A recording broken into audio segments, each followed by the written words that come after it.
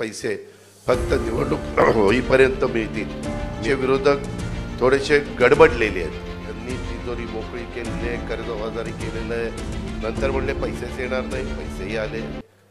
कालच आपल्याला माहिती आहे की निवडणूक आयोगाने आपल्या राज्याच्या निवडणुकाचा कार्यक्रम जाहीर केला आहे.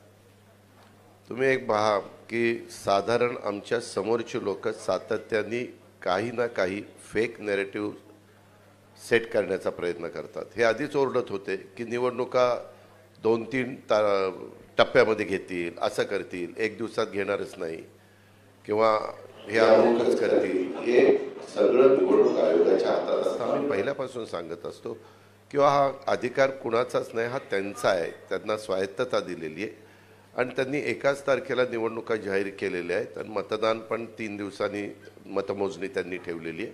हा सगळा कार्यक्रम आपण बघितला. आता हे झाल्यानंतर पाठीमागं काय बोलत होते ते सगळं विसरून गेले आणि पुढच्या गोष्टी त्यांनी सुरू केल्या.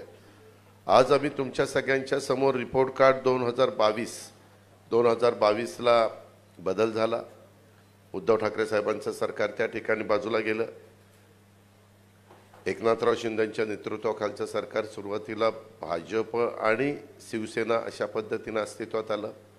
नंतर 1 वर्ष गेल्यानंतर आम्ही लोक त्या सरकारमध्ये समाविष्ट झालो आणि गेले 1.5 वर्ष आम्ही सगळेजण मिळून त्या ठिकाणी काम करतोय. आता 22 ते 24चा हे रिपोर्ट कार्ड देत असताना आपण जर बघितलं तर सातत्याने आमच्याबद्दल असं सांगितलं जातं की ह्यांनी तिजोरी मोकळी केलेली आहे, कर्जबाजारी केलेलं आहे, अमुक झालेलं आहे, तमुक झालेलं आहे. पत्रकार मित्रांनो, आपल्यामार्फत महाराष्ट्रातल्या माझ्या जनतेला मला सांगायचं आहे की मी अतिशय जबाबदारीनं सांगतो, ह्या योजना देत असताना नेहमीच निवडणुका जवळ आल्यानंतर शेवटच्या 2-3-4 कॅबिनेट होतात. त्या कॅबिनेटमध्ये बरेच काही निर्णय हे घेतले जातात. मग पहिले का घेतले जात नाही त्याला काही असं वेगळं काही कारण नाही, पण शेवटी काही बाबा हा आपल्याकडनं राहून गेला विषय आणि त्या पद्धतीनं विषय येतात आणि त्याच्यातनं ते विषय आम्ही मंजूर करतो. आताच्या काळामध्ये शेवटच्या अर्थसंकल्पामध्ये फार विचारपूर्वक आम्ही ज्या योजना दिल्या त्या योजनेच्याबद्दल पण फार टिंगलटवाळी झाली, फार त्याच्यामध्ये बदनामी करण्याचा प्रयत्न केला. परंतु खरोखरीच मुख्यमंत्री माझी लाडकी बहीण योजना ही इतकी पॉप्युलर झालेली आहे. आज देखील आपण साधारण माहिती घेतली तर महिलांच्यामध्ये एक समाधानाचं वातावरण पाहायला मिळतं आहे आणि सर्व घटकाला त्याच्यातनं न्याय द्यायचा प्रयत्न आम्ही सगळ्या समाजातल्या महिलांना, गरीब महिलांना न्याय द्यायचा प्रयत्न त्या बाबतीमध्ये त्या ठिकाणी केलेला आहे. नंतर म्हणले पैसेच येणार नाही, पैसेही आले.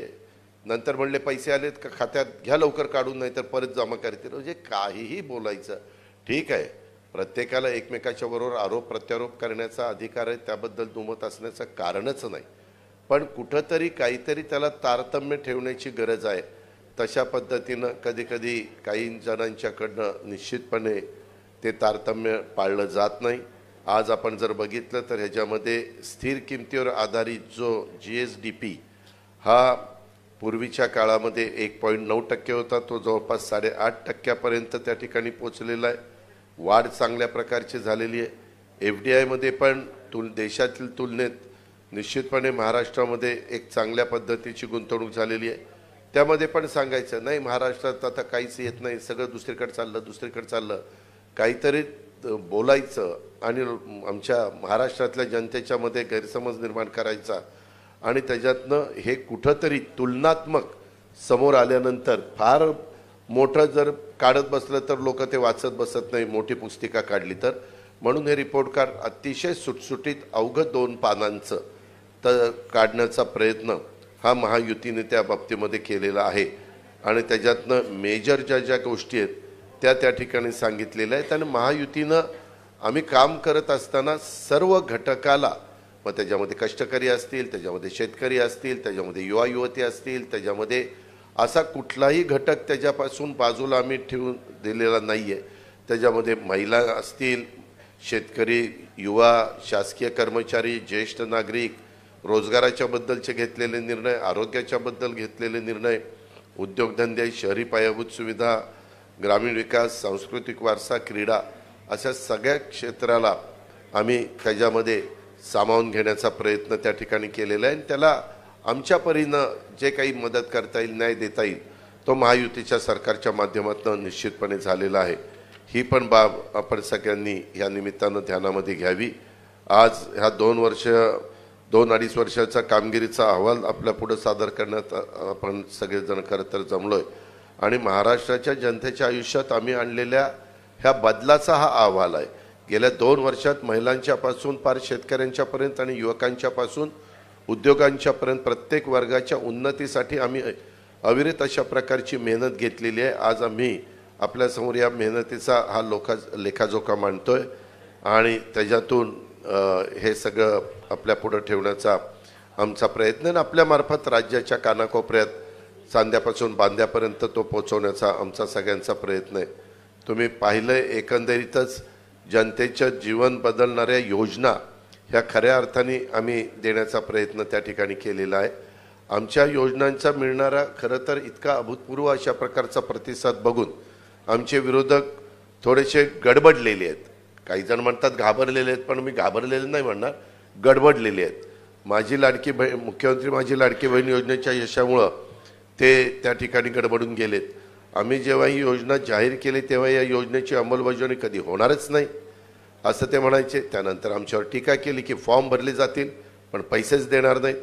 त्याच्यानंतर आज आता 2.5 कोटी मायमाऊलींच्या खात्यामध्ये पैसे 5 महिन्याचे मिळून प्रत्येकी 7,500 साधारण त्यांचे फॉर्म कधी आले त्या पद्धतीनं जमा झालेत.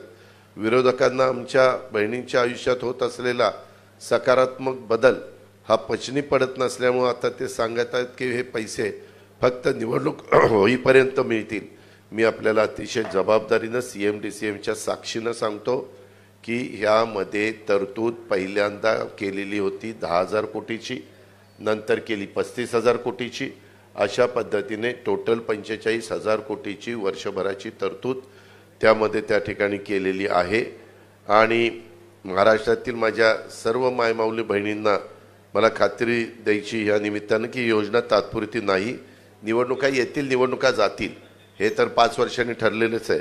पण हे तुमचे जे काही पैसे आहेत ते तुमचा अधिकार आहे, कोणी ते काढू घेऊ शकत नाही. खरं तर भविष्यात या योजनेच्या माध्यमातून दिल्या जाणाऱ्या मदतीत आणखी वाढ करण्याचा सुतोवाच हा मुख्यमंत्र्यांनी केलेला आहे.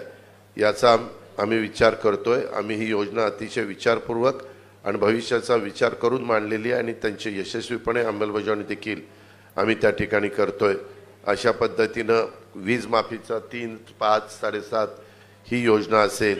उलट मला ह्या निमित्ताने सांगायचं आहे, पूर्वी सुशीलकुमार शिंदे साहेबांचं सरकार असताना अशाच प्रकारे 2003 साली मोफत वीज देण्याची घोषणा केली, बिल दिलं आणि नंतर लगेच निवडणुका झाल्यानंतर ती योजना पद्धतशीरपणे बाजूला केली आणि बिलं द्यायला सुरुवात केलेली आहे. त्या गोष्टी होणार नाही. ह्या योजना निश्चितपणे पुढं वीज माफीची, माझी लाडकी बहीणची ह्या चालूच राहणार आहेत. हाही विश्वास आम्ही ह्या निमित्तानं महाराष्ट्राला, महाराष्ट्रातले सर्व माझ्या शेतकरी वर्गाला आणि माझ्या मायमाऊली बहिणींना देतो. तसंच युवतींचा तो जो कार्यक्रम आहे तो देखील, अशा बऱ्याचशा आमच्या योजना आहेत. परंतु बाकीचे पण मान्यवर बोलणार आहेत. माझ्या सगळ्या सहकारी मित्रांना एवढंच सांगायचं आहे, तुम्हाला सांगायचं आहे की महायुती सरकार हे काम करणारं सरकार आहे. येत्या काळात आम्ही मागच्या 2-2.5 वर्षात केलेल्या कामाच्या जोरावर आमच्या कामांचं काम रिपोर्ट कार्ड जनतेसमोर देऊन त्यांची मतं आणि महाराष्ट्राचं उज्ज्वल भविष्य घडवण्यासाठी आशीर्वाद मागणार आहोत. ह्याकरता ही आजची पत्रकार परिषद बोलवण्यात आलेली आहे. धन्यवाद. नमस्कार. नवनवीन बातम्या बघण्यासाठी आमच्या चॅनलला सबस्क्राईब करायला विसरू नका.